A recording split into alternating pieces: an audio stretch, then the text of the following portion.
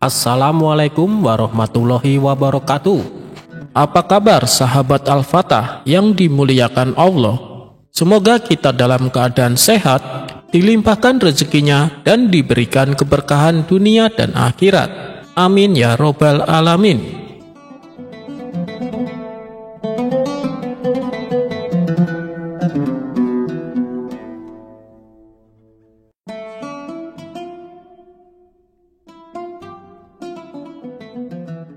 Dikisahkan Abu Nawas mempunyai sahabat yang bernama Saudagar Hasan.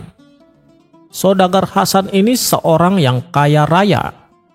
Ia menetap di kampung sebelah bersama putra sematawayangnya. Seiring berjalannya waktu, Saudagar Hasan jatuh sakit. Karena sakitnya tak kunjung sembuh, akhirnya ia meninggal dunia. Kini tinggallah anak putranya yang mewarisi seluruh kekayaan Saudagar Hasan. Anaknya Saudagar Hasan ini merupakan pemuda yang malas dan suka hura-hura. Sehingga dalam kurun waktu setahun, warisan dari ayahnya sudah ludes. Sekarang jangankan untuk berfoya-foya, untuk makan sehari-hari saja, ia tidak punya uang. Kian hari kondisinya kian mengenaskan, akibat selalu menahan rasa lapar. Tiba-tiba, ia teringat sosok Abu Nawas yang merupakan sahabat mendiang ayahnya. Ia pun akhirnya memutuskan untuk menemuinya. Setelah menempuh perjalanan lumayan jauh, sampailah ia di rumah Abu Nawas.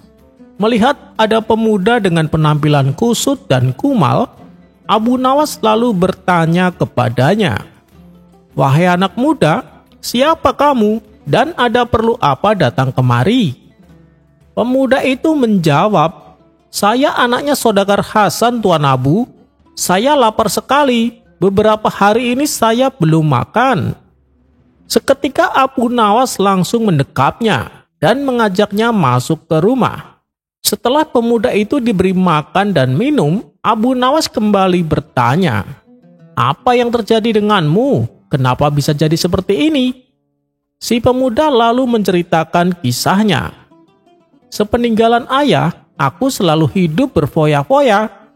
Harta warisan ayah sudah habis akibat perilaku saya," kata si pemuda. "Kenapa kau tidak bekerja? Dengan begitu, kamu bisa mencukupi kebutuhanmu," tutur Abu Nawas. "Dari kecil saya tidak pernah diajari bekerja, Tuan Abu. Jadi saya tidak tahu bagaimana caranya," jelas si pemuda. Sejenak Abu Nawas terdiam. Setelah merenung agak lama, ia akhirnya menemukan solusi untuk mengatasi masalah si pemuda. "Oh iya, bagaimana dengan perkarangan rumahmu? Apakah sudah dijual juga?" tanya Abu Nawas. "Belum, Tuan Abu, hanya itu yang tersisa," jawab si pemuda. "Bagus, sebab ayahmu dulu pernah memberitahu aku kalau di pekarangan rumahnya tersimpan harta karun. Gali saja tanah itu untuk menemukannya," perintah Abu Nawas. "Benarkah, Tuan Abu? Baiklah, saya akan melakukannya," balas si pemuda yang kini terlihat mulai ceria. Singkat cerita, si pemuda lalu menggali tanah pekarangannya yang berada di belakang rumahnya. Tapi setelah semua tanah tercangkul, si pemuda tidak mendapatkan harta karun yang dicarinya. Ia pun mengadukan hal tersebut kepada Abu Nawas. "Ya sudah, daripada usahamu sia-sia, kenapa tidak kau tanami dengan buah-buahan?" saran Abu Nawas. Si pemuda menuruti saran tersebut, dan dalam beberapa bulan kemudian, tanah pekarangan yang tadinya gersang ini terdapat banyak pepohonan yang penuh dengan buah-buahan. "Jualah buah-buahan itu ke pasar supaya kau mendapatkan uang," perintah Abu Nawas. Akhirnya, berkat saran dari Abu Nawas ini, si pemuda kini kembali kaya karena menjadi juragan buah. Abu Nawas juga menasehati si pemuda agar perilakunya yang suka berfoya-foya harus dijauhi.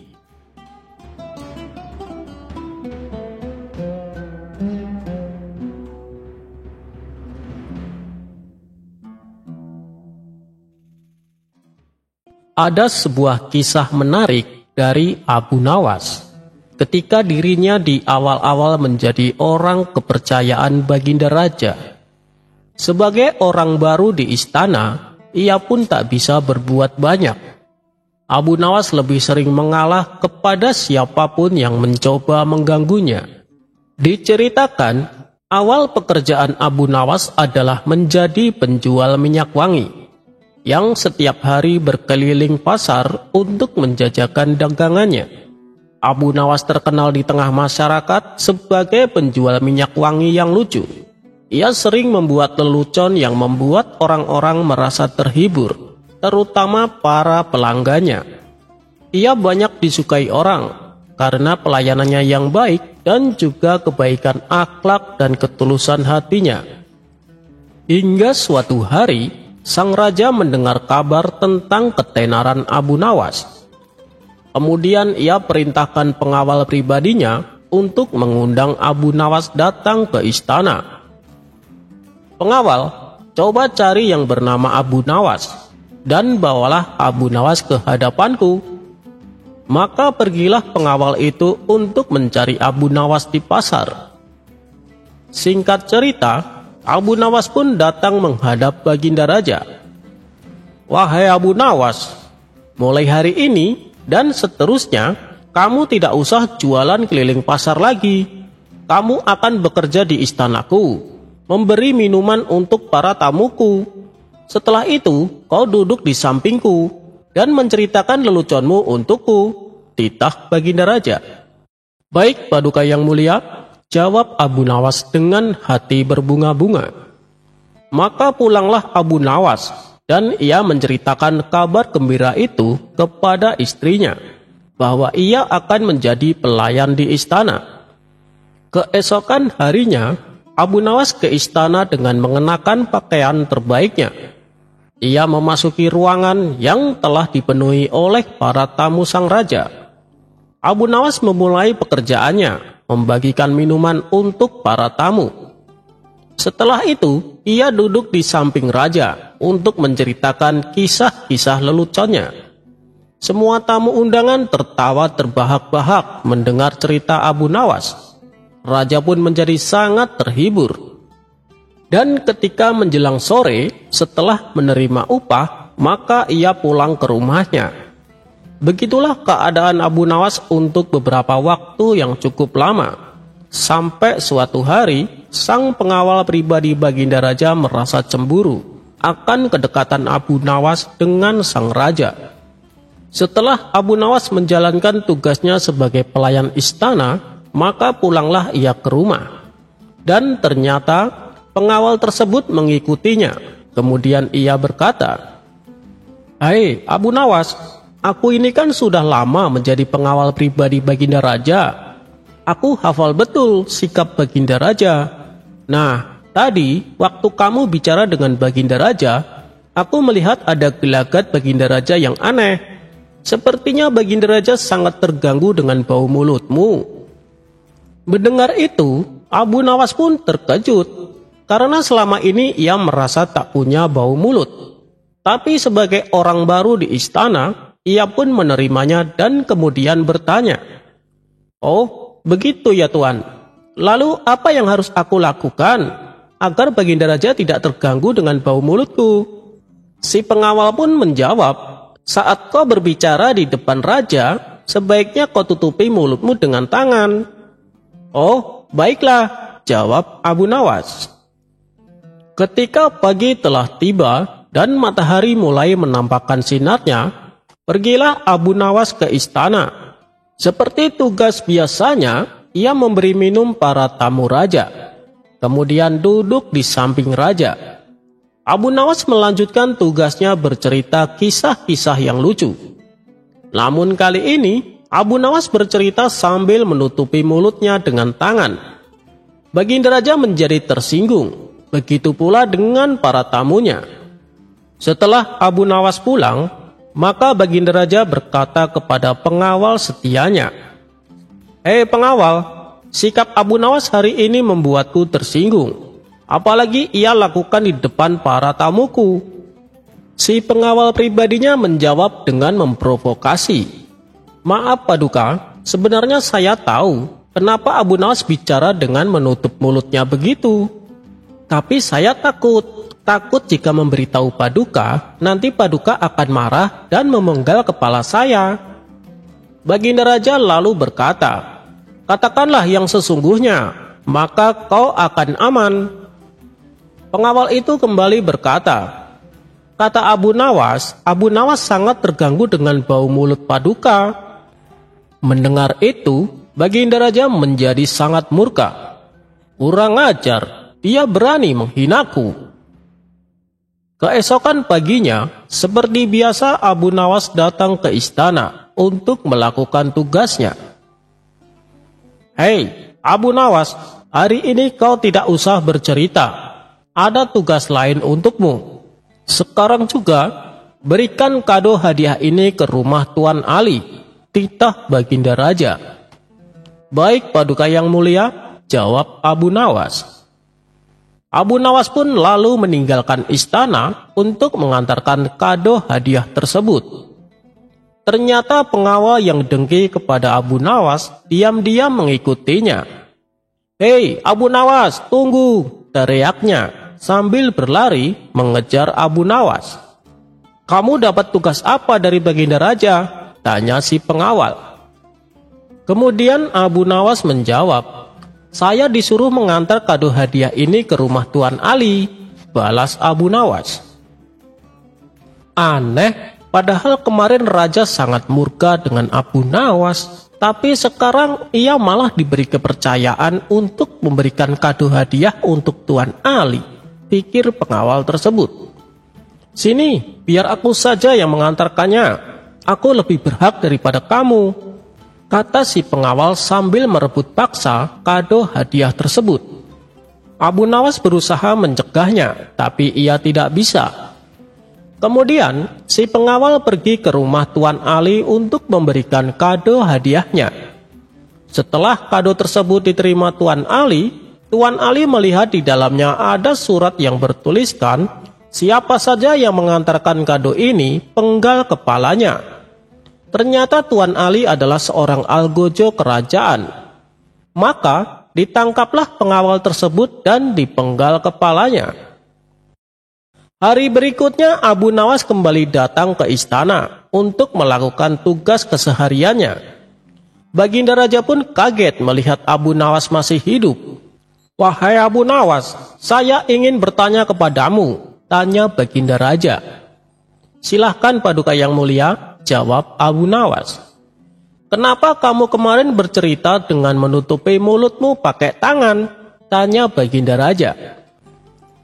"Ampun Paduka yang mulia," kata pengawal pribadi Paduka, "ketika hamba bercerita, Paduka dan para tamu sangat terganggu dengan bau mulut saya, dan saya disarankan untuk menutupi mulut saya dengan tangan saat saya berbicara di depan Paduka," ujar Abu Nawas. Baginda Raja kebingungan dengan pengakuan Abu Nawas yang berbeda dengan apa yang diceritakan pengawal pribadinya. Dan Raja pun sangat murka kepadanya karena kebohongannya yang dibuat-buat. Kemudian sang Raja kembali bertanya kepada Abu Nawas, "Lalu bagaimana dengan kado hadiah yang kuberikan kepadamu kemarin?" "Ampun Paduka yang mulia, kado tersebut direbut paksa oleh pengawal Paduka. Katanya dia lebih berhak dan pantas yang mendapatkan tugas itu." Maka Raja pun tersenyum sambil berkata, "Sungguh ia benar-benar lebih berhak mendapatkannya daripada kamu Abu Nawas." Akhirnya Abu Nawas kembali menceritakan kisah-kisah lucunya.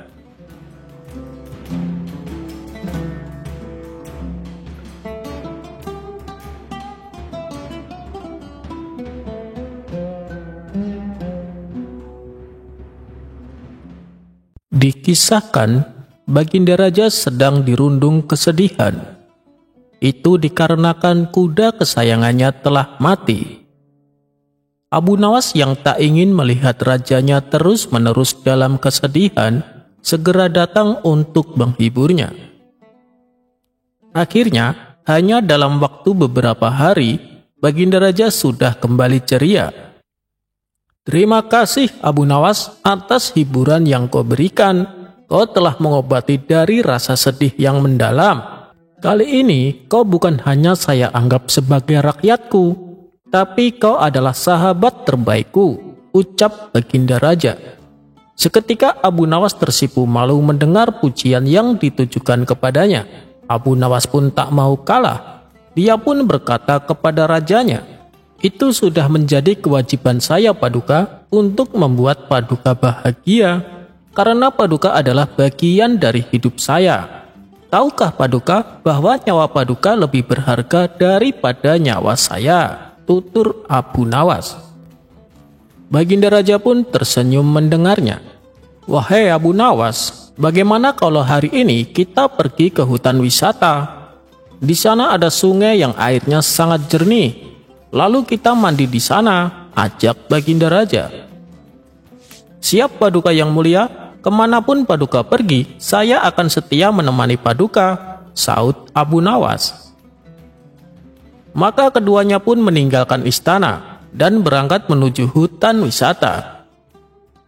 Singkat cerita, setelah menempuh perjalanan yang cukup lama, sampailah mereka berdua di tempat tujuan. Mereka berdua kemudian mandi di sungai yang airnya sangat jernih dan bersih. Namun, saat mereka sedang asik berendam di sungai, tiba-tiba muncul seekor harimau menghampiri. "Bagaimana ini Abu Nawas? Apa yang harus kita lakukan?" tanya Baginda Raja panik. Abu Nawas yang juga ketakutan setengah mati, terlihat kebingungan dan ikut panik.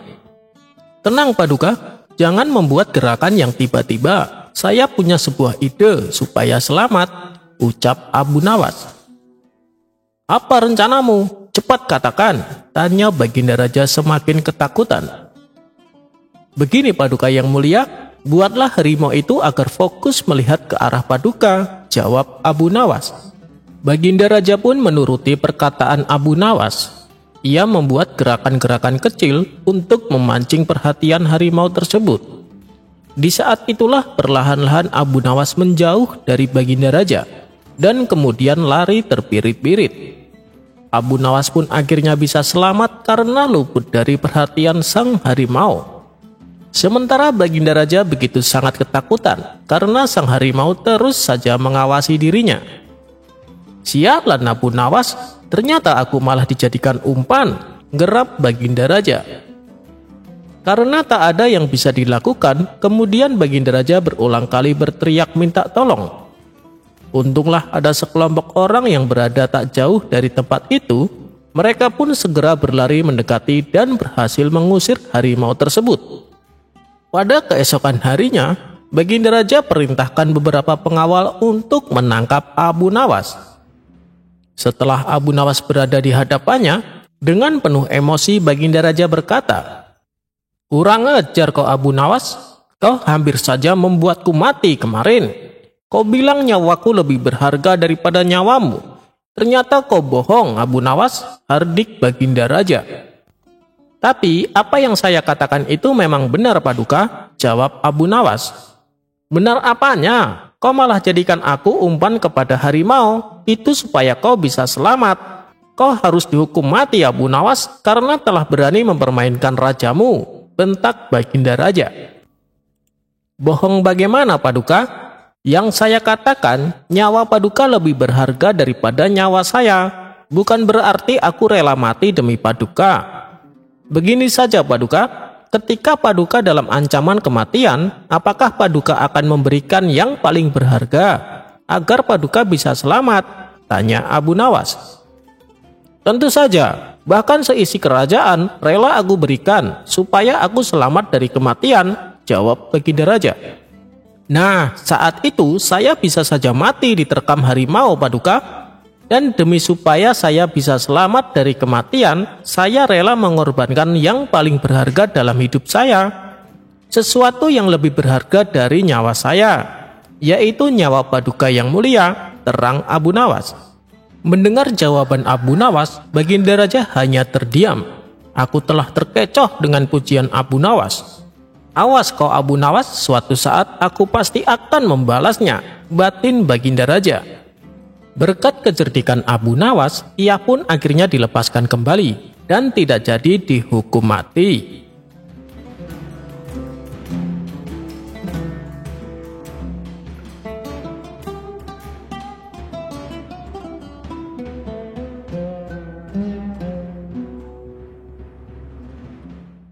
Memeras pemeras. Alkisah, pada waktu itu banyak sekali rakyat jelata yang ingin mendapatkan hadiah besar dari Baginda Raja. Karena sudah menjadi aturan kerajaan, bagi siapa saja yang bisa membawakan berita bagus untuk raja, maka ia mendapat hadiah yang sangat besar. Tentu saja haruslah Baginda Raja senang mendengarnya, kalau tidak, pancung hukumannya. Oleh karena itu, tidak semua orang berani begitu saja menghadap dan menyampaikan berita hangat kepada Baginda Raja. Abu Nawas yang suka berbagi uang untuk kaum fakir miskin mulai tergerak hatinya. Karena tetangga sebelah rumah banyak yang fakir dengan gaji pas-pasan. Memang Abu Nawas ini terkenal sebagai manusia dengan segudang ide. Kali ini dia bermaksud ke istana untuk menyampaikan sebuah berita yang amat menarik. Abu Nawas yakin kalau yang akan disampaikannya pasti akan membuat Baginda Raja girang, karena berita ini jarang diketahui orang. Di suatu pagi yang cerah, Abu Nawas berangkat sendirian menuju istana. Tetapi semuanya tidak seperti yang dibayangkan semula, karena ia harus berhadapan dengan pengawal penjaga pintu gerbang istana. Penjaga itu yakin bahwa Abu Nawas adalah orang yang sangat cerdik, bahkan paling cerdik di negerinya. Dari itu, tidak mungkinlah Abu Nawas gagal untuk menyenangkan hati Baginda Raja, gumam si penjaga gerbang. Penjaga itu berlagak acuh tak acuh kepada Abu Nawas. "Wahai Abu Nawas, engkau akan aku izinkan masuk, asalkan engkau berjanji terlebih dahulu kepadaku," kata penjaga pintu gerbang itu. "Janji apa?" Abu Nawas pura-pura tidak tahu. "Engkau harus berjanji kepadaku bahwa apapun hadiah yang engkau terima harus dibagi sama rata denganku," kata penjaga pintu gerbang istana. "Oh, baiklah," kata Abu Nawas jengkel. Setelah Abu Nawas menjanjikan separuh hadiah yang akan diterimanya dari Baginda, barulah penjaga itu mengizinkan Abu Nawas masuk. Kejengkelan Abu Nawas terhadap penjaga gerbang yang nakal ini berubah menjadi dendam yang berkobar-kobar. Akhirnya, Abu Nawas mempunyai ide untuk memberikan pelajaran berharga untuk penjaga gerbang istana. Abu Nawas pun masuk istana. Baginda Raja merasa sangat senang. Rasa senang ini sampai ke lubuk hatinya yang paling dalam. Setelah Abu Nawas menyampaikan berita yang amat langka dan jarang diketahui oleh manusia, Baginda pun merasa sangat senang dan puas. Baginda Raja merasa belum pernah mendengarnya, hingga seolah-olah ia telah menjadi orang yang paling beruntung di dunia. "Wahai Abu Nawas, kali ini tentukanlah sendiri hadiah yang engkau inginkan," kata Baginda Raja. "Terima kasih Paduka yang mulia. Bila hamba diperkenankan memilih hadiah, maka hamba meminta 100 cambukan," jawab Abu Nawas. Tentu saja Baginda bertanya-tanya dalam hati, merasa kaget dan heran. Tetapi Baginda yakin bahwa Abu Nawas pasti mempunyai maksud tertentu di balik itu. Dari itu, Baginda memanggil algojo kerajaan dan berpesan jangan terlalu keras kalau mencambuk Abu Nawas. Algojo sudah siap dengan cambuk di tangannya. Abu Nawas dipersilahkan maju. Sesuai dengan pesan dari Baginda, algojo itu mencambuk Abu Nawas dengan pelan. Tepat pada hitungan ke-50, Abu Nawas berteriak, "Berhenti!" Baginda Raja kaget. Beliau bertanya kepada Abu Nawas, "Mengapa engkau minta hukuman cambuk dihentikan? Bukankah engkau sendiri yang memintanya?" Kata Baginda belum mengerti. "Paduka yang mulia, sebenarnya penjaga pintu gerbang istana telah melarang hamba untuk masuk, kecuali hamba mau berjanji membagi sama rata hadiah apapun yang akan hamba terima. Kini hamba mohon sisa hukuman itu dibebankan kepada penjaga pintu gerbang itu, wahai Paduka yang mulia," kata Abu Nawas menjelaskan. Mendengar perkataan Abu Nawas, bukan kepalang murka Baginda. Tanpa banyak bicara lagi, pengawal itu dipanggil untuk masuk. Baginda Raja berpesan kepada Algojo untuk melanjutkan hukuman pecut kepada pengawal yang zalim itu dengan sabetan yang sangat keras, sekeras-kerasnya. Algojo dengan sukacita menerima titah Baginda Raja. Tak mengherankan jika pengawal itu hampir pingsan terkena lecutan keras itu. Abu Nawas merasa sangat senang berbagi lecutan dengan pengawal itu. Namun demikian, Abu Nawas belum juga puas, karena seharusnya dia mendapat hadiah dari Baginda Raja. Di hari berikutnya, Abu Nawas menemui pengawal itu dan berkata, "Tahukah engkau apa yang bisa aku lakukan terhadap dirimu kapanpun aku mau?" ancam Abu Nawas. "Tidak," jawab pengawal itu ketakutan.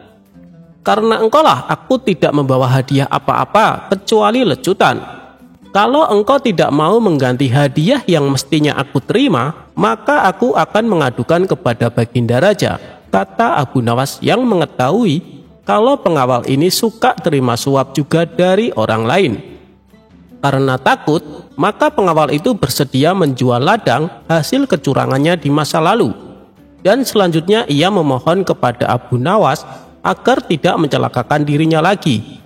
Abu Nawas pun setuju. Akhirnya, dengan dari hasil penjualan ladang milik pengawal, uangnya dibagikan kepada yang membutuhkan, terutama tetangganya yang miskin tadi.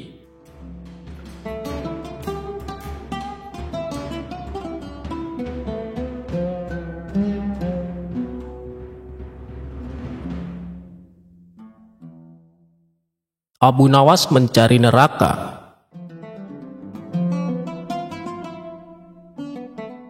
Saat itu, di waktu siang hari, tiba-tiba Abu Nawas keluar dari rumah dengan membawa lampu di tangannya sambil digoyang-goyangkan. Melihat kelakuan Abu Nawas, para penduduk sedikit terkejut dan mengatakan bahwa Abu Nawas mulai gila. Bahkan ada yang memberi komentar bahwa Baginda Raja pasti malu memiliki staf ahli yang gila seperti Abu Nawas.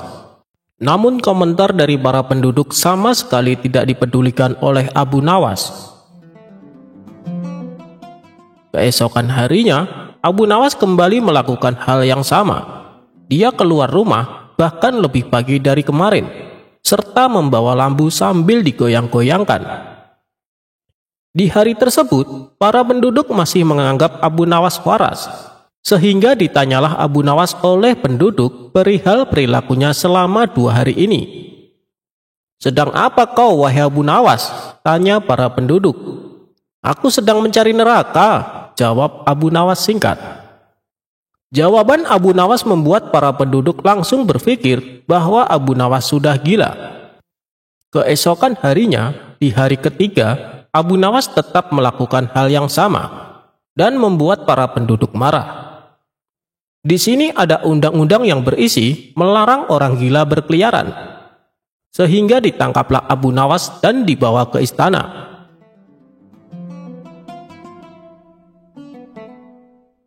Saat sampai di istana, Baginda Raja merasa malu atas kelakuan staf ahlinya. "Abu Nawas, apa yang kamu lakukan dengan lampu minyak itu di siang hari?" tanya Baginda Raja dengan nada marah. "Hamba mencari neraka, Paduka yang mulia," jawab Abu Nawas dengan enteng. Mendengar jawaban Abu Nawas, Baginda Raja marah dan mengatakan bahwa Abu Nawas sudah gila. Namun Abu Nawas malah mengatakan sebaliknya, bahwa yang gila adalah orang-orang Baghdad, bukan dirinya. Mendengar jawaban itu, Baginda Raja memanggil penduduk kota dan mempersilahkan Abu Nawas berbicara. "Wahai kalian yang mengaku waras," teriak Abu Nawas kepada orang-orang di depannya.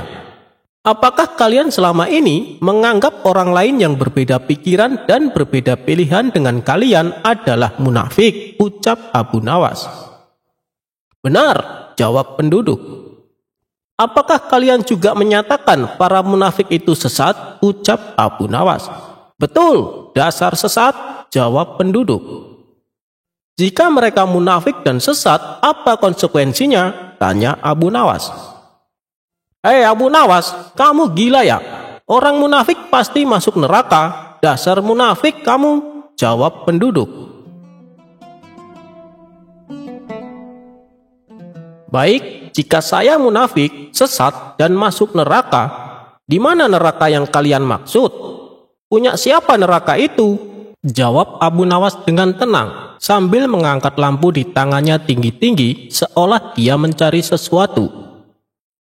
Kali ini orang-orang di depan Baginda Raja mulai tak sabar. Mereka merasa diledek dengan mimik Abu Nawas dan lampu di tangannya. Hei Abu Nawas, tentu saja neraka ada di akhirat dan itu milik Allah. Kenapa kamu tanya? Ucap penduduk. Paduka, mohon maaf, kata Abu Nawas kepada Baginda Raja.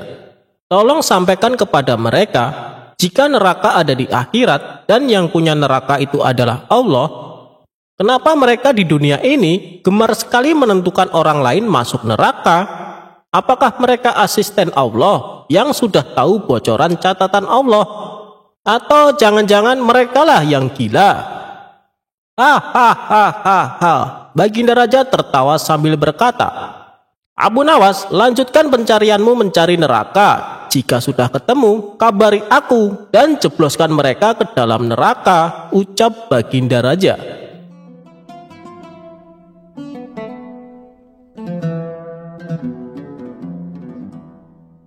Melototnya saja membuat orang lari ketakutan, padahal Abu Nawas sedang sakit gigi.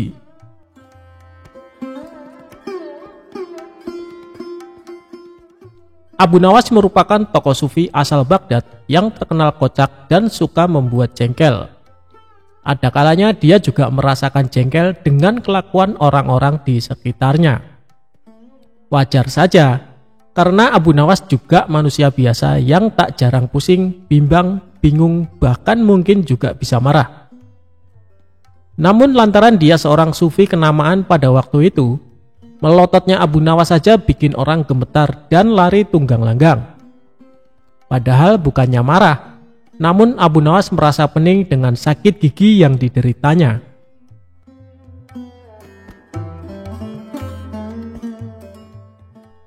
Dikisahkan ada seorang penggembala yang mempunyai masalah dengan pendengaran alias tuli. Namun meski ia tuli sejak lahir, ia tak pernah mengeluh dengan kekurangannya itu. Kegiatan sehari-harinya adalah membawa domba-domba gembalanya di sebuah padang rumput berbukit yang tak jauh dari rumahnya. Pada suatu hari, saat ia sedang mengembalakan domba-dombanya, si gembala tuli merasakan sakit perut. Ia sudah tak kuat menahan untuk buang air besar dan terpaksa harus memutuskan pulang ke rumah untuk membuang hajat.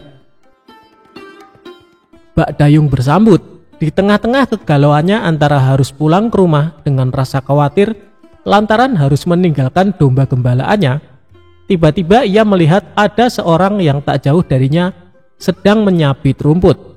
Ia pun menghampirinya dan berkata, "Hai kawan, tolong jaga domba-domba ini ya, dan tolong awasi jangan sampai ada yang berkeliaran hingga tersesat. Aku akan pulang ke rumah sebentar untuk buang air besar," kata penggembala. Diketahui pemotong rumput tersebut ternyata juga tuli. Ia tak mendengar apapun yang pengembala itu katakan. Si pemotong rumput mengira kalau si pengembala mau meminta rumputnya. "Enak saja, mengapa kau tidak memotong rumputnya sendiri?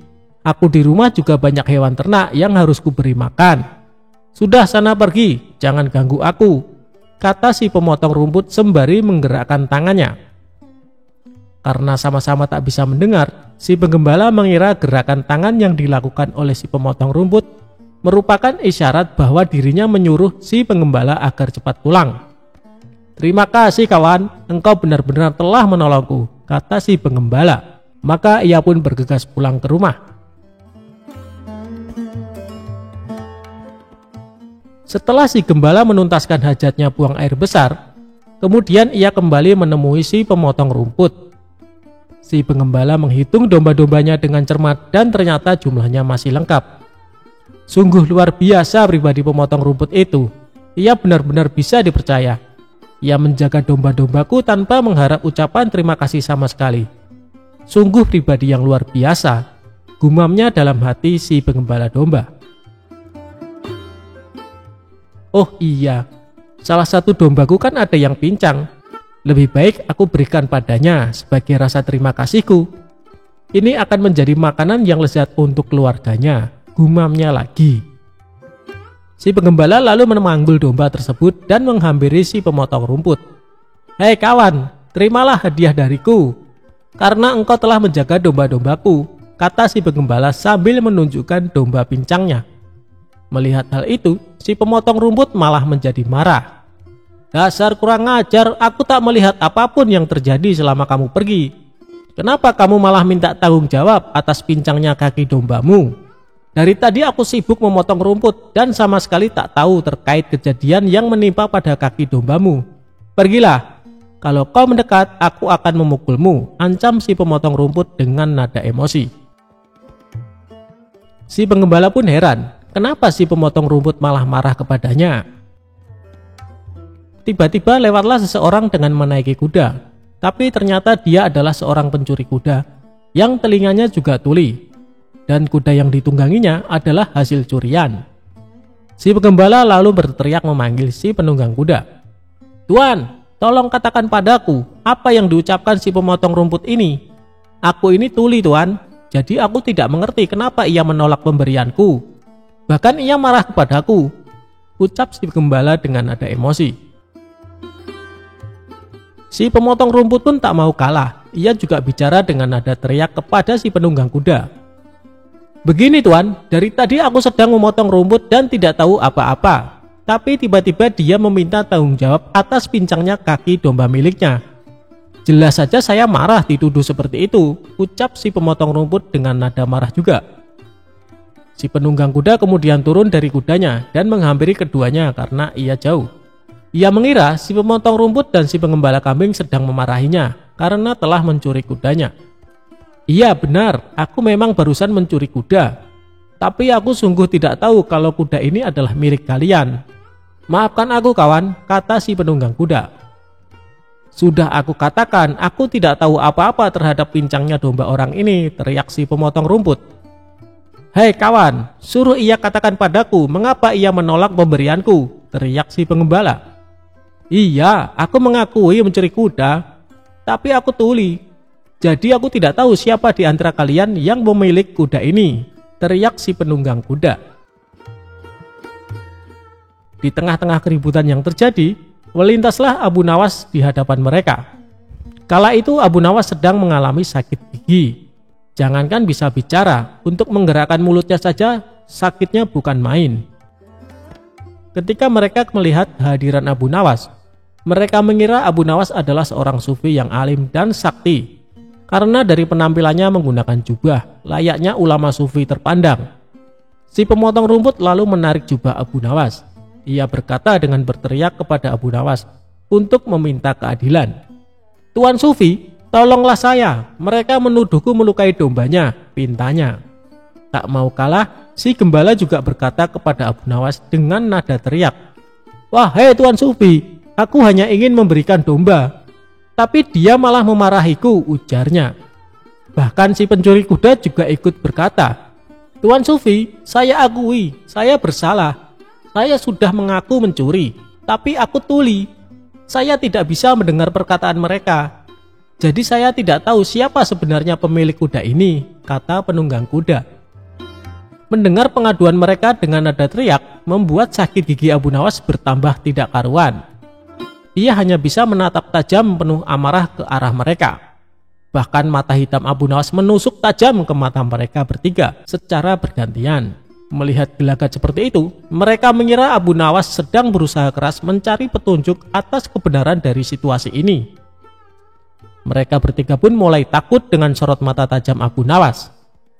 Mereka takut kalau Abu Nawas menyihir mereka, atau setidaknya Abu Nawas mengendalikan kemauan mereka.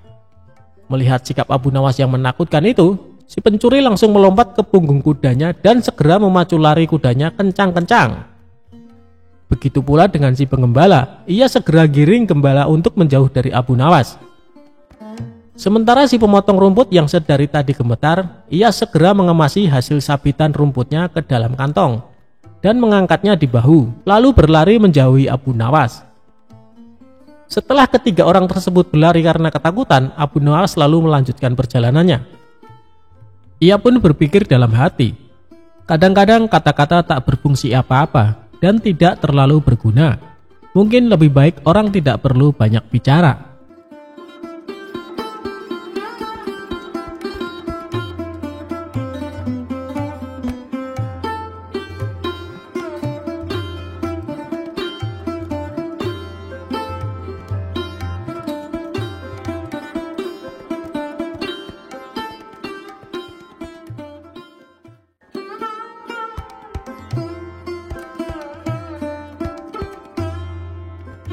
Assalamualaikum warahmatullahi wabarakatuh.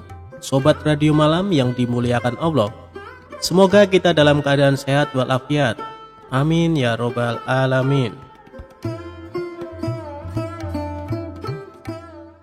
Abu Nawas menangkap pencuri dengan tongkat ajaib.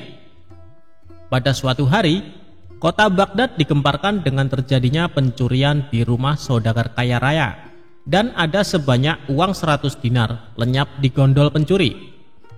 Nampaknya pencuri tersebut sangat profesional. Buktinya saja sudah banyak petugas dikerahkan untuk mengejar pencuri itu, namun si maling tak kunjung ketangkap. Sang saudagar kaya raya semakin gusar dibuatnya. Bagaimana tidak, sudah uangnya diambil, kemudian ada rasa penasaran sebenarnya siapa pencuri lihai tersebut. Hebatnya, tak ada satupun pertanda yang bisa dilanjutkan sebagai bahan penyelidikan lebih lanjut. Bahkan, meskipun telah mendesak pejabat setempat, tetap saja hasilnya nihil. Pada akhirnya, sang saudagar membuat keputusan. Barang siapa yang mencuri hartanya dan dia mau mengembalikan, maka dia akan mendapatkan hak separuh dari harta yang dicuri tersebut.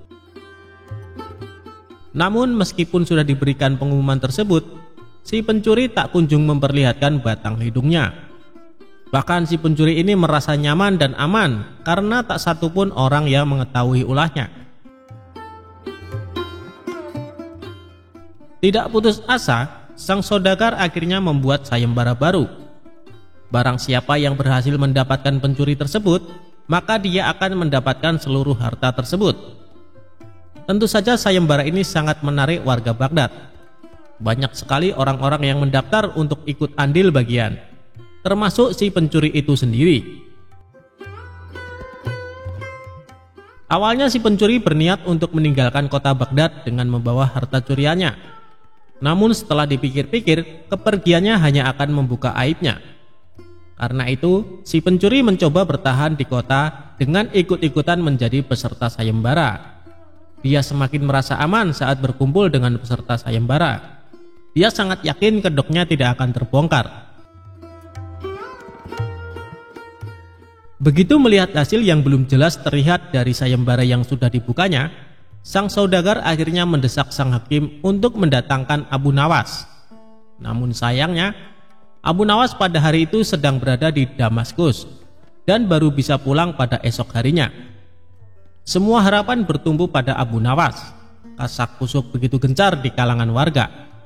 Mereka menebak apakah Abu Nawas mampu menguak teka-teki tersebut. Sementara itu, si pencuri hatinya menjadi ciut karena dia tahu bagaimana kemampuan Abu Nawas dalam memecahkan masalah. Pada keesokan harinya, Abu Nawas datang dengan membawa tongkat banyak sekali. Dan kemudian dia membagikan tongkat-tongkat tersebut kepada semua yang hadir sambil berpesan, "Tongkat-tongkat ini sudah saya mantrai. Kalian bawa pulang. Besok bawa kembali ke sini. Jika salah satu di antara kalian pencurinya, maka tongkat akan bertambah satu telunjuk. Yang bukan pencuri, maka tidak usah khawatir," ujar Abu Nawas. Kemudian semua warga pulang dan si pencuri bingung bagaimana bisa lolos di esok hari. Setelah memeras otak, dia memutuskan untuk memotong tongkat tersebut sepanjang telunjuk jarinya. Keesokan harinya, semua warga berkumpul dan mengembalikan tongkat kepada Abu Nawas. Pada saat menerima tongkat dari pencuri tersebut, Abu Nawas langsung menangkapnya. karena tongkatnya menjadi lebih pendek. Kemudian si pencuri diadili dengan seadil-adilnya. Akhirnya Abu Nawas berhak menerima uang 100 dinar tersebut. Namun uang tersebut dibagikan kepada fakir miskin di kotanya.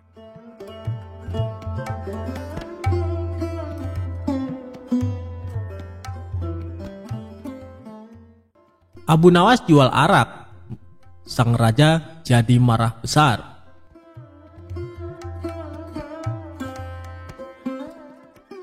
Selalu ada cara yang dilakukan oleh Abu Nawas untuk tidak dimarahi oleh baginda raja. Setiap perbuatan yang dilakukan, pasti ada saja kesalahan yang membuat sang raja marah. Namun bukan Abu Nawas jika tidak bisa membuat sang raja menjadi marah karena perbuatan Abu Nawas.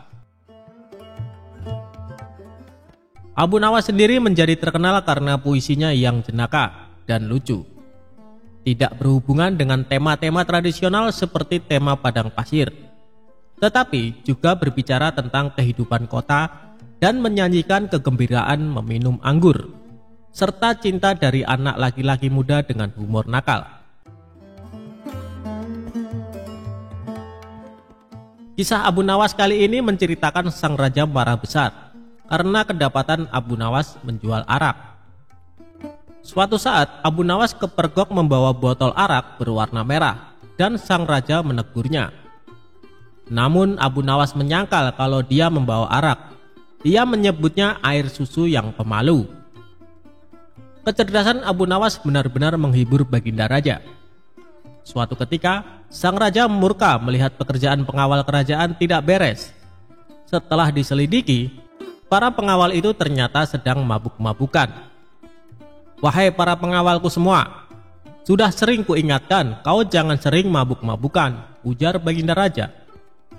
Para pengawal terlihat gemetar, mereka menunduk, tidak berani menatap wajah sang raja karena merasa bersalah. "Ceritakan kepadaku, dari mana kalian mendapat arak itu?" tanya sang raja. Untuk beberapa saat para pengawal itu tidak mau mengaku. Namun setelah raja membentak, para pengawal pun mengaku. "Abu Nawaslah yang membawa arak itu, kami juga diajari mabuk-mabukan olehnya," ujar salah seorang pengawal. "Cepat bawa Abu Nawas ke hadapanku sekarang juga, kalau tidak kalian yang akan menerima hukuman dariku," ujar sang raja. Keesokan harinya para pengawal itu mendatangi rumah Abu Nawas yang sangat sederhana. Sesampainya di rumah Abu Nawas, salah seorang pengawal berkata, "Bawalah botol ini dan katakan ini semua atas perintahmu." "Tunggu dulu, dengan minuman arak ini aku pasti dihukum oleh raja," kata Abu Nawas. "Jika engkau lolos dari hukuman raja, aku akan memberimu sejumlah dinar," ucap sang pengawal. "Lalu apa keuntunganmu memberiku sejumlah dinar?" ucap Abu Nawas. "Jika engkau lolos dari hukuman raja, maka kami juga akan lolos dari hukuman raja. Gunakanlah kecerdasanmu mengelabui raja," kata pengawal itu. Akhirnya Abu Nawas pergi menemui baginda raja membawa arak dengan botol merah. "Wahai Abu Nawas, apa yang engkau pegang itu?" tanya baginda raja. "Ini susu baginda, rasanya enak sekali," jawab Abu Nawas seenaknya. "Bagaimana itu susu? Air itu berwarna merah, sedangkan susu berwarna putih bersih," kata raja. Sang raja pun mengambil botol yang dipegang Abu Nawas. "Betul sang baginda, susu itu berwarna putih bersih. Dia berubah merah karena malu bertemu baginda, dan berubah warna jadi merah merona," jawab Abu Nawas dengan mencoba mengambil hatinya raja yang rupawan. Sang raja pun tertawa sambil geleng-geleng kepala meninggalkan Abu Nawas. Meski ia tahu yang dibawa oleh Abu Nawas adalah arak. "Baiklah, aku maafkan kalian. Tapi jika kalian mengulangi lagi perbuatan kalian, maka hukumannya berlipat ganda," titah sang raja. Dan akhirnya sang raja pun mengampuni kesalahan para pengawal. Sedangkan Abu Nawas mendapatkan sejumlah dinar dari para pengawal karena telah berhasil melaksanakan misinya.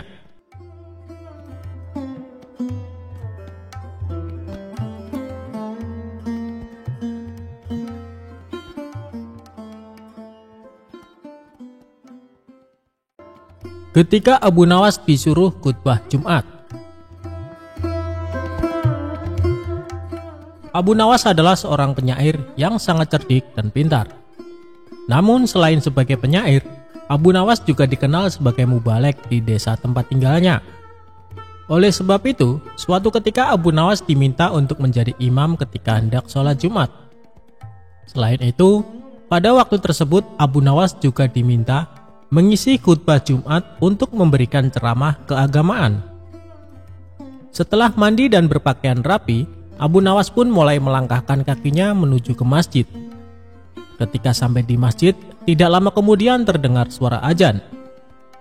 Tak lama berselang, datanglah masyarakat yang beragama Muslim dengan sangat ramai.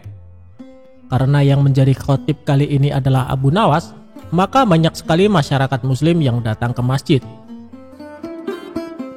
Ceramah dan khutbah Abu Nawas sangat disenangi oleh masyarakat kala itu. Sebab dalam setiap ceramah keagamaan yang disampaikan oleh Abu Nawas sangat relevan terhadap isu-isu yang sedang berkembang. Akhirnya, waktu yang ditunggu para jamaah pun tiba. Abu Nawas naik ke mimbar dan segera memulai khutbahnya. Khutbah tersebut dimulai dengan salam dan berlanjut pada materi yang akan disampaikan oleh Abu Nawas. Namun, pada saat berkhutbah, Abu Nawas melihat para jamaahnya yang mengantuk bahkan sampai tertidur. Melihat hal itu, kemudian Abu Nawas berteriak, "Api, api, api!" dengan sangat keras. Hal tersebut sontak membuat para jamaah sangat terkejut dan berdiri mencari keberadaan api tersebut. Bahkan ada juga jamaah yang hanya saling pandang satu sama lainnya. Kemudian ada salah seorang jamaah yang menanyakan, "Di mana apinya?" kepada Abu Nawas. Walau ada jamaah yang berkata demikian, tapi Abu Nawas tetap melanjutkan khutbahnya. Kemudian keluarlah perkataan dari Abu Nawas, jika ada api yang dahsyat di neraka bagi mereka yang lalai dalam beribadah. Maksud dari teriakan api, api, api dari Abu Nawas adalah api neraka tersebut. Barang siapa yang lalai dalam beribadah, maka ia akan merasakan panasnya api neraka. Usai melakukan ceramah tentang api neraka, kemudian Abu Nawas menutup khutbahnya dengan lantunan doa-doa. Setelah itu, Abu Nawas memimpin sholat Jumat dengan khusyuk dan diikuti oleh para jamaah. Ketika salat, para jamaah masih teringat dan terngiang-ngiang dengan api neraka yang dikatakan oleh Abu Nawas dalam khutbahnya. Walau awalnya terkesan gagal dalam memberikan ceramah keagamaan karena banyak yang mengantuk dan tertidur, namun sesungguhnya Abu Nawas berhasil membuat para jamaah untuk selalu rajin beribadah.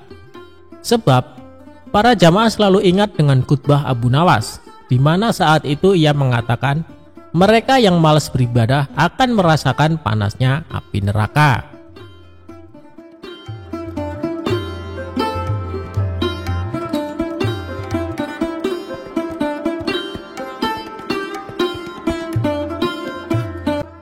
Kisah Abu Nawas dihukum raja minum air mendidih. Inilah akhirnya. Abu Nawas merupakan pujangga Arab yang terkenal cerdas dan cerdik dalam menghadapi segala permasalahan. Ia hidup sejaman dengan baginda Raja Harun. Bahkan Abu Nawas merupakan salah satu rakyat yang sangat dekat dengannya. Di sisi lain, ia juga salah satu warganya yang sering mendapatkan hukuman dari baginda raja. Tapi yang membuat baginda raja kesal, Abu Nawas selalu saja bisa lolos dari hukuman karena kecerdikannya. Dan kali ini Abu Nawas kembali melakukan kesalahan.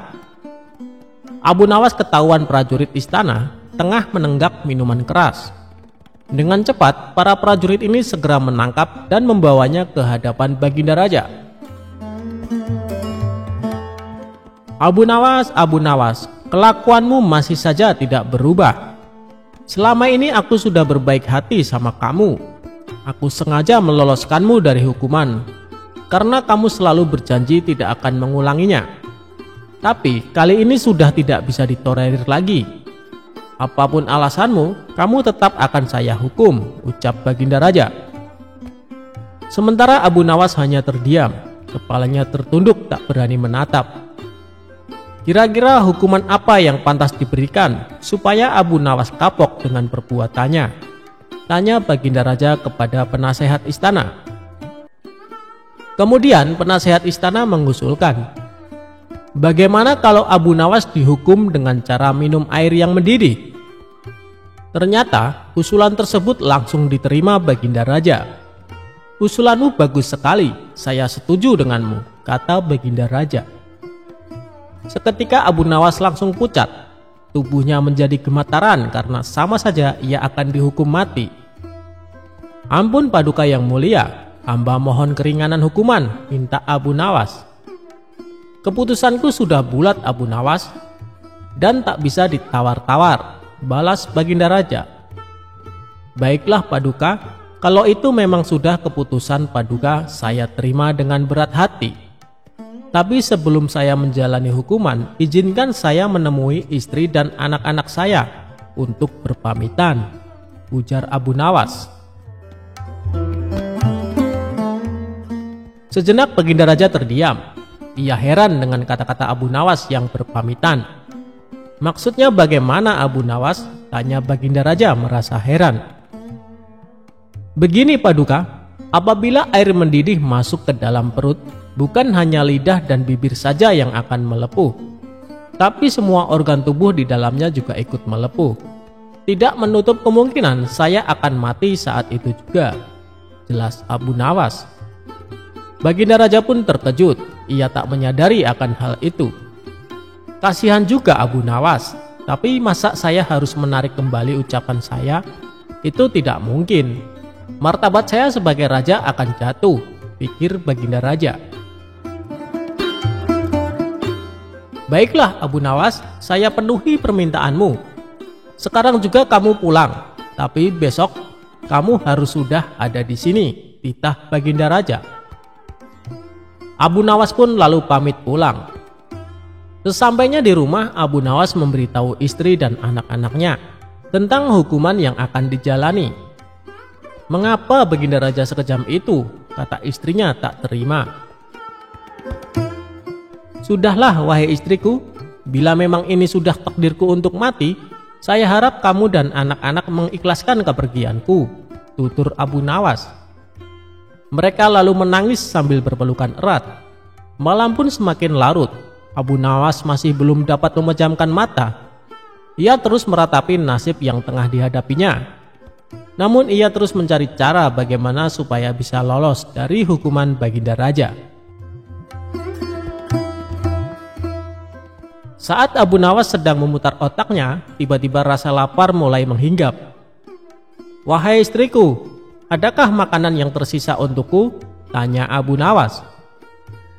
Saya sudah menyiapkan sop panas di atas meja, tapi sepertinya sekarang sudah dingin, jawab sang istri.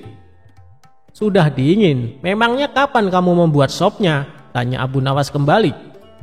Tadi sewaktu habis isya, ini kan sudah tengah malam, jadi wajar kalau sopnya sudah dingin, kata sang istri memperjelas. Saat itu terbesitlah di otak Abu Nawas akan ide yang cemerlang. Tapi Abu Nawas sengaja tidak memberitahu istrinya, sebab ia tidak ingin rencananya menjadi berantakan. Setelah menjelang pagi hari, Abu Nawas mengumpulkan para tetangganya, dan ia memberitahu mereka bahwa dirinya akan dihukum mati, dan ia meminta agar para tetangganya ini ikut bersamanya ke istana. Berita mengejutkan ini tentu saja membuat para tetangganya kaget. Ia tak menyangka Baginda Raja bisa sekejam itu. Abu Nawas, kamu kan dekat dengan Baginda Raja, kenapa tidak minta ampun darinya? Tanya mereka. Biarlah, nasi sudah menjadi bubur. Baginda Raja juga tidak akan mencabut ucapannya, terang Abu Nawas. Maka berangkatlah Abu Nawas ke istana dengan didampingi keluarga dan para tetangganya. Melihat kedatangan Abu Nawas bersama orang banyak, Baginda Raja pun bertanya, "Hei Abu Nawas, kenapa kau bawa orang banyak sekali? Apakah kau hendak melawanku?" Dengan ekspresi wajah sedihnya, Abu Nawas menjawab, "Ampun Paduka, Paduka jangan salah paham. Mereka semua adalah tetangga saya, Paduka. Mereka ingin melepas kepergian saya. Baginda Raja pun akhirnya tidak keberatan akan hal itu. Baiklah Abu Nawas, apakah kau siap menjalani hukuman? Tanya Baginda Raja. Saya siap, Paduka. Silahkan bawa kemari air mendidihnya, balas Abu Nawas. Lalu beberapa prajurit istana membawakan bejana yang berisi air mendidih ke hadapan Abu Nawas. Sekarang kamu minum air mendidih itu, Abu Nawas, kata Baginda Raja. Siap Paduka yang mulia, tapi sebelumnya izinkan saya meminta maaf dan berpamitan kepada keluarga saya dan para tetangganya, pinta Abu Nawas. Oh, silakan, ucap Baginda Raja. Abu Nawas pun menghampiri istri dan anak-anaknya. Suara tangis istri dan anak-anak Abu Nawas pun pecah. Orang-orang yang hadir pun ikut bersedih. Tak terasa air mata Baginda Raja juga ikut menetes. Sebenarnya Baginda Raja tidak tega, tapi ia tidak mungkin membatalkan hukuman. Karena banyaknya tetangga yang ikut hadir, tentu saja memakan waktu lama hingga tak terasa air mendidih yang ada di dalam bejana menjadi dingin. Setelah Abu Nawas selesai berpamitan, ia segera mengambil air di bejana dan meminumnya sampai habis. Tentu saja Abu Nawas tidak mengalami suatu apapun, sebab air yang ada di dalam bejana sudah menjadi dingin. Paduka yang mulia, saya sudah menjalani hukuman. Izinkan saya pulang, pinta Abu Nawas. Melihat hal itu Baginda Raja menjadi bengong. Hei Abu Nawas, bukankah saya menyuruhmu minum air mendidih? Tanya Baginda Raja. Benar Paduka, tapi air di bejana itu kan tadinya mendidih. Jangan salahkan saya kalau air itu menjadi dingin. Saya hanya melakukan apa yang seharusnya saya lakukan, jawab Abu Nawas. Dengan kecerdikannya inilah Abu Nawas kembali lolos dari hukuman maut. Ia pun dibolehkan pulang oleh Baginda Raja bersama anak istri dan para tetangganya. Itulah kisah kecerdikan Abu Nawas dalam menghadapi permasalahan dalam hidupnya.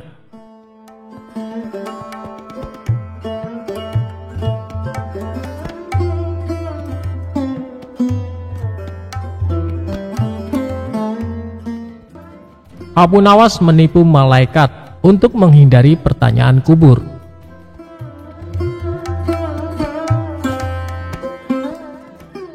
Abu Nawas adalah seorang sosok yang dekat dengan Khalifah Harun. Semasa hidupnya, Abu Nawas dikenal sebagai orang yang cerdik, jahil, dan kerap membuat orang sekitarnya jengkel. Tidak hanya pada manusia, kejahilan Abu Nawas juga pernah terjadi kepada malaikat. Dia mengelabui malaikat Mungkar dan Nakir ketika Abu Nawas wafat. Hal ini bermula ketika Abu Nawas menjadi buronan sang raja yang ketika itu marah kepadanya. Para pasukan mencari Abu Nawas atas perintah raja agar ditangkap dalam keadaan hidup atau mati. Setelah mencari kesana kemari, pasukan sang raja nihil menangkap Abu Nawas dan kembali pulang ke kerajaan.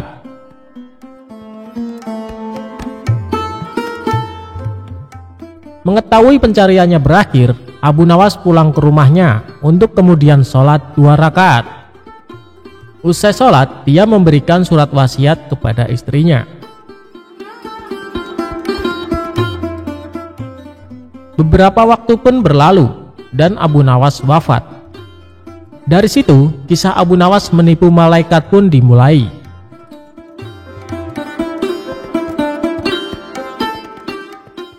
Sebelum wafat, Abu Nawas memberikan wasiat agar istrinya mengkafaninya. Alih-alih memintanya dengan yang baru, dia minta agar ketika wafat dipakaikan kain kafan usang, jelek atau lusuh. Kain kafan tersebut seolah-olah seperti kain kafan orang yang sudah lama meninggal. Berdasarkan kisah yang sudah turun-menurun, diceritakan kalau Abu Nawas pun sudah berada di alam kubur. Namun, kebingungan melanda malaikat Mungkar dan Nakir. Tugas malaikat tersebut adalah menanyakan atau menguji keyakinan orang yang sudah meninggal. Mereka bingung karena arwah tersebut menggunakan kain kafan kotor dan lusuh, tidak seperti orang yang baru meninggal. Kedua malaikat itu pun berdebat, apakah orang tersebut merupakan penghuni lama atau baru di alam kubur. Setelah berdebat panjang, kedua malaikat bersepakat untuk menanyakan keimanan arwah tersebut. Man robuka, atau siapa Tuhanmu? Tanya malaikat mungkar. Mendengar pertanyaan itu, Abu Nawas sedikit ketakutan dan hening sesaat untuk kemudian menjawab pertanyaan malaikat.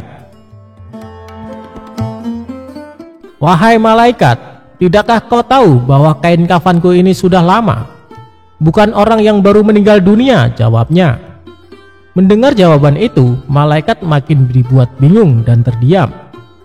Mereka bingung dengan penampilan Abu Nawas yang lusuh, namun kondisi kuburannya masih terlihat baru. Perdebatan pun kembali terjadi sambil pandangannya tak lepas dari Abu Nawas. Pada akhirnya, malaikat mendapat suatu keputusan. Malaikat memutuskan kalau Abu Nawas adalah penghuni lama dan tidak menanyakan lebih lanjut. Kedua malaikat itu lantas pergi dan berpindah ke kuburan lain dan bertanya-tanya apakah mereka sedang dijahili. Konon kisah Abu Nawas mengelabui malaikat itu meniru Umar bin Khattab yang dikisahkan berani membentak malaikat mungkar dan nangkir.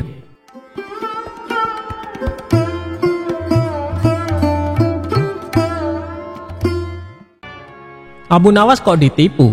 Ya ditipu balik pelakunya. Suatu kali, Abu Nawas memutuskan menjual satu-satunya keledai yang biasa digunakan sebagai kendaraan, karena dia sangat membutuhkan uang. Istrinya pun menyetujui rencana itu. Dalam perjalanannya ke pasar hewan, dia bertemu seseorang.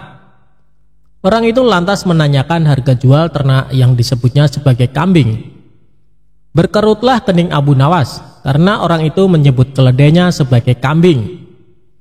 Abu Nawas menyanggah bahwa hewan yang dibawanya bukanlah kambing, tetapi keledai. Seseorang tadi lantas menantang Abu Nawas untuk segera menjual hewan itu di pasar. Abu Nawas tentu akan memperoleh harga yang amat murah menurutnya. Abu Nawas meneruskan perjalanannya. Dia tak terlalu menghiraukan seseorang yang baru bicara dengannya tadi. Tak lama berselang, ia bertemu seseorang lagi ketika dia sedang menunggangi keledainya. Dia menanyakan mengapa Abu Nawas menunggangi seekor kambing yang bukan merupakan hewan tunggangan. Abu Nawas tentu saja langsung menyangkal dan menyebut bahwa hewannya itu adalah keledai yang merupakan hewan kendaraan. Orang kedua yang bicara dengan Abu Nawas ini mempersilahkan Abu Nawas untuk menanyakan sendiri kepada orang-orang di pasar, apakah hewannya itu kambing atau keledai. Kali ini Abu Nawas lagi-lagi tak ambil pusing soal kambing atau keledai.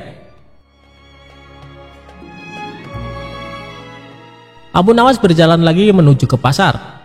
Belum sampai di pasar, dia bertemu lagi dengan seseorang yang menyaksikan bahwa hewan yang dibawa itu merupakan keledai. Dia menanyakan kepada Abu Nawas, hendak kemanakah kambing itu dibawa? Abu Nawas jadi terperangah dan mulai ragu. Sudah 3 orang menyebut keledainya itu sebagai kambing. Orang ketiga ini terus meyakinkan bahwa hewan yang dibawa Abu Nawas merupakan kambing. Akhirnya di tangan orang keempat, Abu Nawas menjual kambing itu dengan harga 3 dirham. Sesampainya di rumah, Abu Nawas mendapat omelan dari sang istri karena menjual keledai dengan harga sangat murah. Dia baru menyadari kalau dirinya baru saja kena tipu oleh kawanan orang yang telah bekerja sama.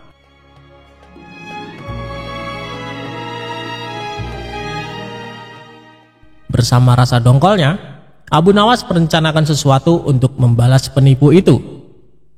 Dia cari kayu dari hutan dan direkayasanya seolah-olah merupakan kayu ajaib yang bisa mewujudkan apa saja yang diinginkannya.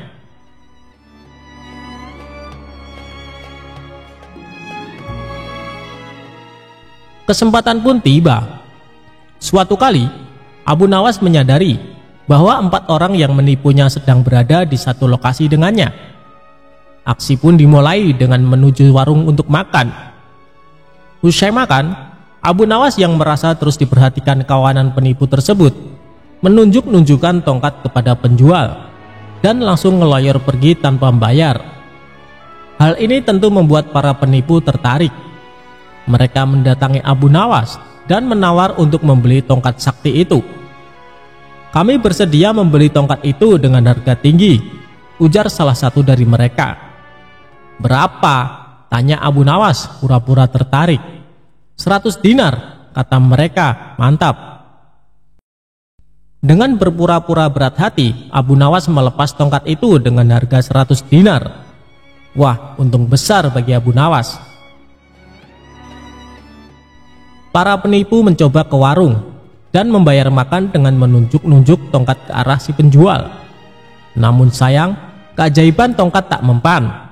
Ternyata, berdasarkan penjelasan si empunya warung, Abu Nawas bisa makan hanya dengan memainkan tongkat ajaib itu, karena sebelumnya dia telah meninggalkan sejumlah uang di warung itu. Abu Nawas kok dilawan? Hahaha.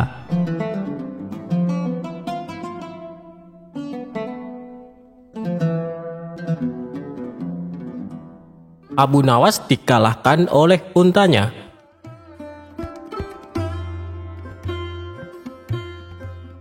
Alkisah di negeri 1001 malam, ada unta yang bisa berbicara dengan manusia.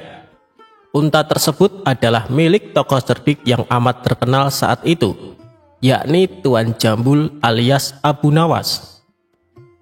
Julukan Tuan Jambul ini disematkan karena kebiasaan Abu Nawas yang suka memotong rambutnya dengan model jambul.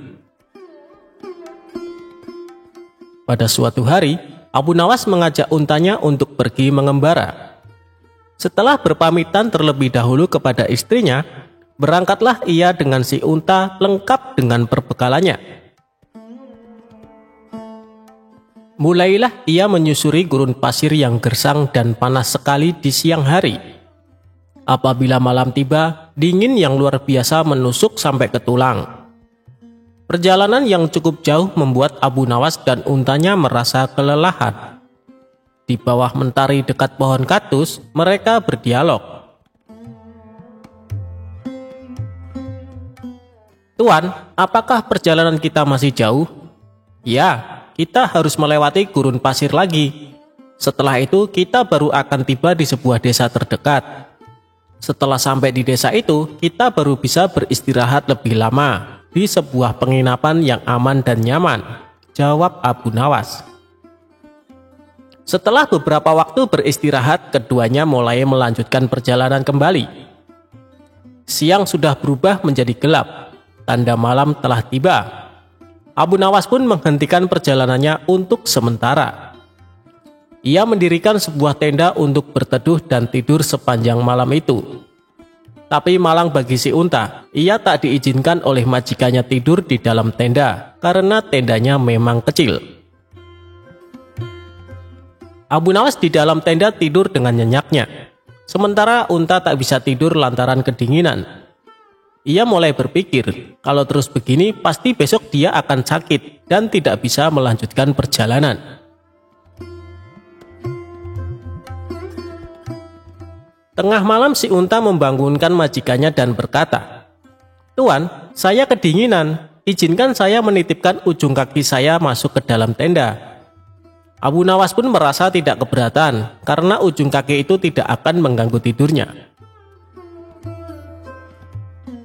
Setelah 1 jam, si unta berkata lagi, "Tuan, saya kedinginan. Izinkan saya masukkan kaki depan saya ke dalam tenda, agar besok saya kuat berjalan membawa Tuan di atas punggung saya." Benar juga, pikir Abu Nawas. Ia pun mengizinkan. 1 jam lagi si unta berkata lagi, "Tuan, hidung saya mulai berair. Besok saya akan sakit dan tidak bisa membawa Tuan di atas punggung saya. Izinkan kepala saya berada di dalam tenda." Demikianlah jam demi jam berlalu hingga akhirnya Abu Nawas tak menyadari jika sekarang ia tidur di luar tenda. Ia pun merasa menggigil kedinginan. Sampai paginya, ia baru menyadari jika dirinya tidur di luar. Melihat untanya masih nyenyak di dalam, si majikan pun membangunkan dan menanyainya kenapa ia tidur di luar, sementara unta malah di dalam tenda. Unta pun bangun. Ia tersenyum sambil menggosok-gosok matanya. Dijawabnya pertanyaan Abu Nawas tadi dengan santai. "Saya kan tidak mengusir Tuan. Saya sudah meminta izin terlebih dahulu kepada Tuan. Tuan juga memperbolehkan anggota tubuh saya masuk ke dalam tenda. Ini saya lakukan agar hari ini saya kuat menggendong Tuan di atas punggung saya untuk melanjutkan perjalanan." Sambil bersin-bersin, Abu Nawas berkata, "Kau memang unta cerdik. Aku yang biasa dikenal orang paling cerdik, ternyata masih bisa kau kalahkan." Si unta pun menjawab dengan merendahkan diri, "Saya begini kan karena berguru pada Tuan." Abu Nawas pun tertawa lepas mendengar perkataan untanya.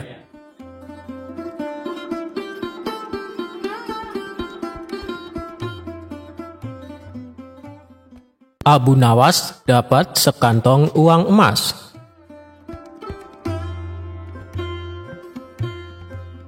Suatu hari, Abu Nawas menemukan sekantong emas.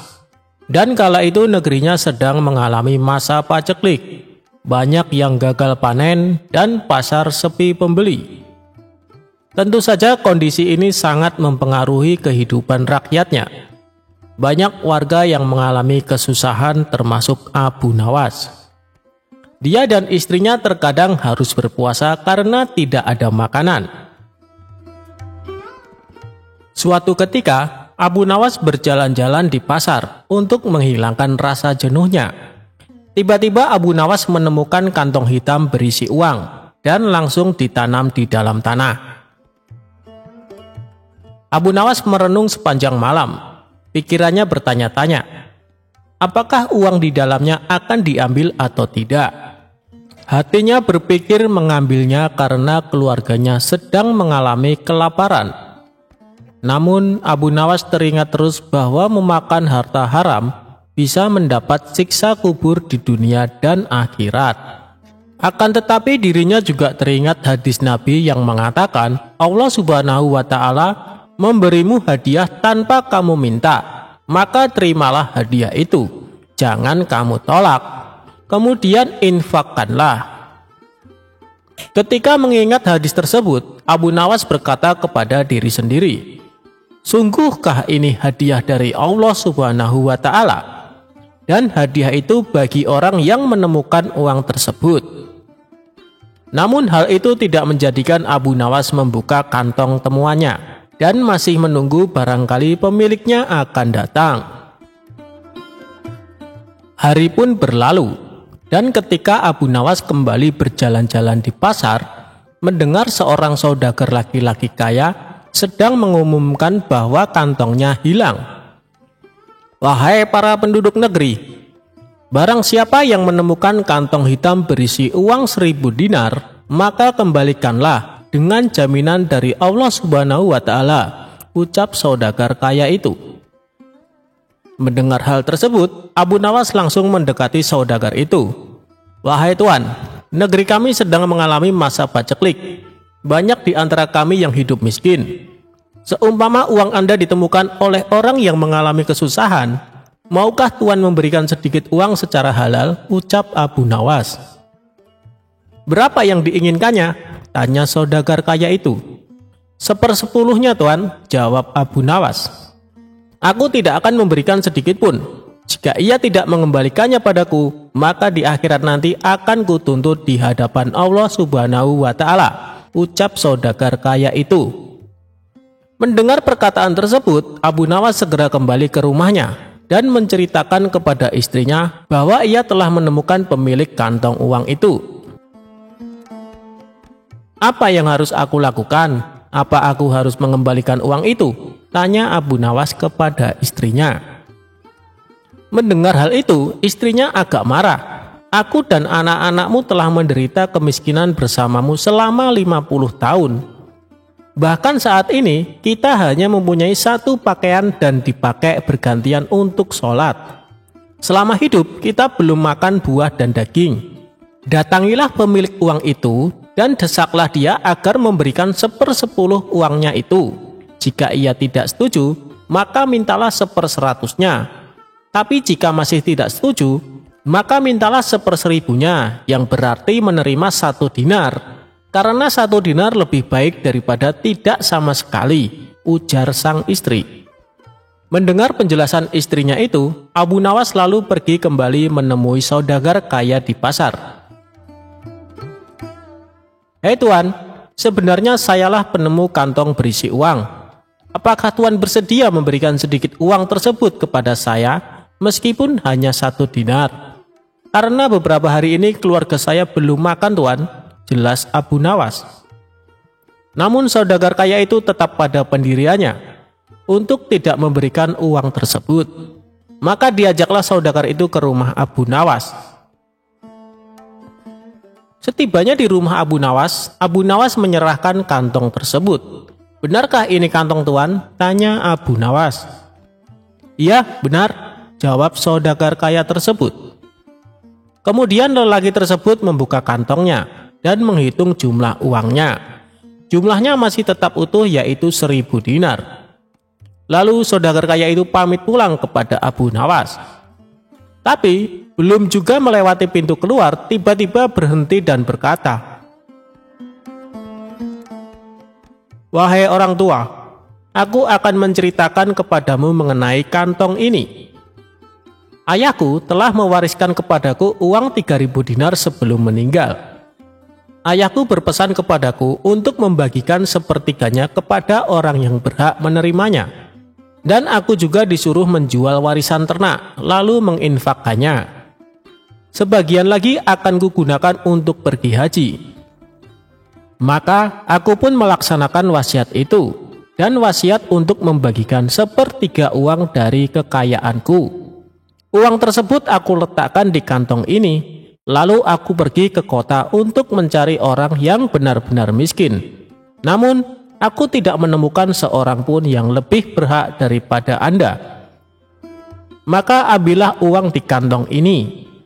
Semoga Allah Subhanahu wa Ta'ala memberkahimu," terang saudagar tersebut. Mendengar hal itu, Abu Nawas pun bersyukur kepada Allah Subhanahu wa Ta'ala.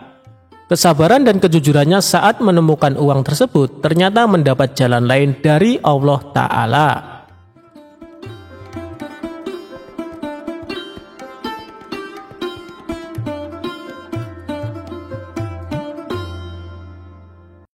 Abu Nawas anti hujan. Sejak peristiwa penghancuran barang-barang di istana oleh Abu Nawas yang disaksikan oleh Baginda Raja, saat itu pula Baginda Raja sangat kesal dan ingin segera untuk menangkap si tersangka, yaitu Abu Nawas, agar dijebloskan ke dalam penjara karena ulah dari tingkah lakunya. Sudah menjadi hukum bagi siapa saja yang tidak sanggup melaksanakan titah Baginda Raja, apalagi sampai membangkang kepada sang raja, maka tak disangsikan lagi bahwa ia akan mendapatkan hukuman.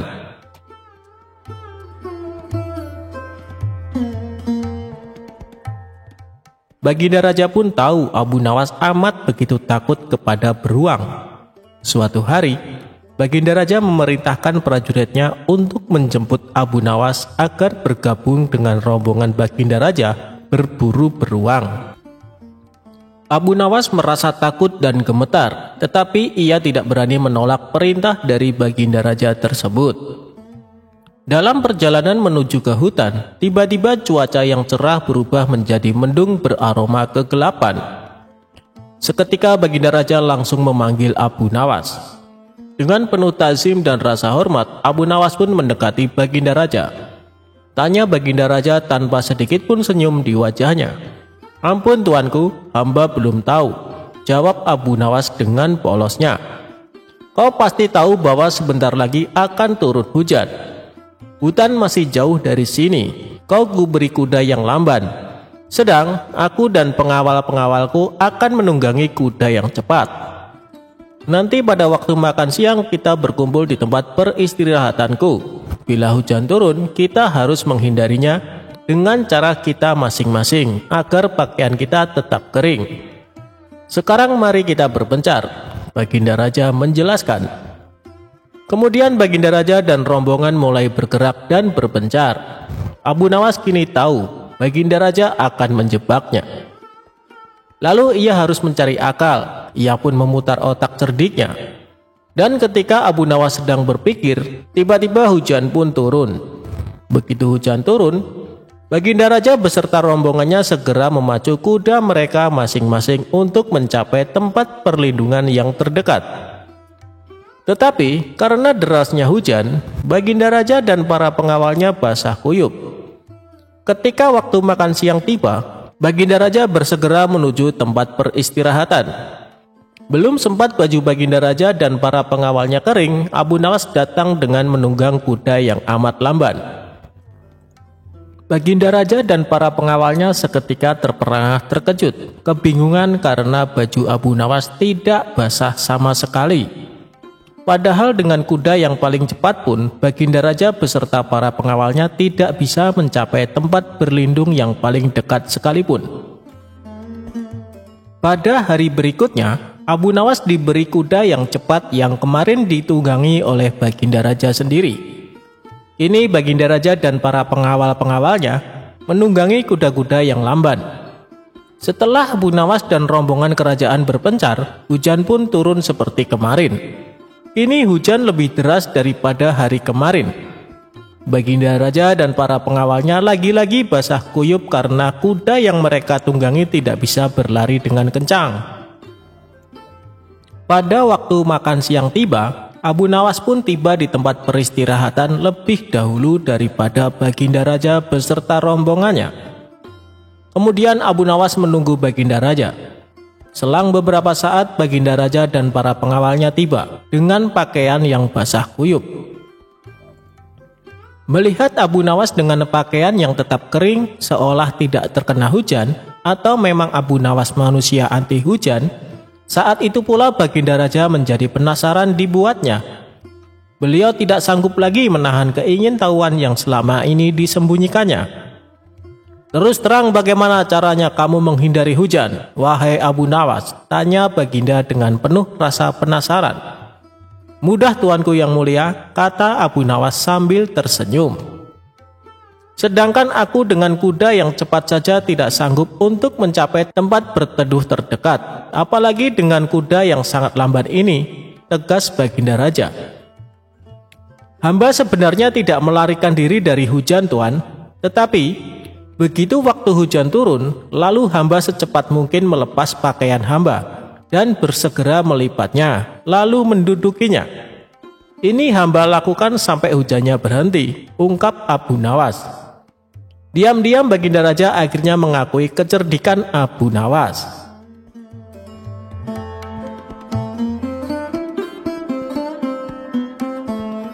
Pada suatu hari, Abu Nawas dengan santai menyisir jalanan kota. Ia mendapat perintah dari Baginda Raja untuk memantau keadaan rakyatnya. Tiba-tiba, langkahnya terhenti tepat di depan lapangan yang tengah penuh dengan kerumunan warga. Abu Nawas penasaran dengan apa yang terjadi di sana. Ternyata di lapangan itu tengah ada pertunjukan monyet ajaib. Monyet ajaib ini dapat memahami bahasa manusia dan hanya patuh kepada perintah tuannya saja.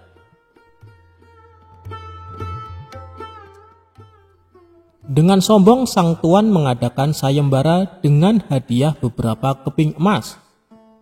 Barang siapa yang mampu membuat monyet miliknya mengangguk-angguk, maka ia berhak mendapatkan hadiahnya.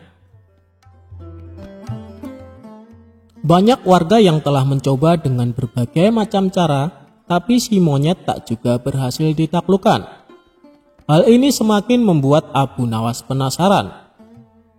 Akhirnya Abu Nawas maju ke depan untuk mencobanya. Abu Nawas memberikan beberapa pertanyaan kepada si monyet. "Hai monyet, tahukah engkau siapa aku?" Monyet pun menggelengkan kepala. "Apakah engkau takut pada tuanmu?" pancing Abu Nawas. Si monyet pun tetap diam dan tidak menganggukkan kepala. "Oh, ternyata kamu tidak takut ya pada tuanmu," sahut Abu Nawas. Kemudian Abu Nawas mengancam si monyet. "Hai monyet, apabila kau tetap diam, maka aku akan melaporkanmu kepada tuanmu. Kalau kamu tidak takut padanya, dan pasti dia akan memberikan hukuman." Si monyet pun mulai ragu, dan akhirnya dengan spontan si monyet mengangguk-anggukkan kepalanya karena takut pada tuannya. Penonton bersorak girang karena Abu Nawas berhasil membuat si monyet menganggukkan kepalanya.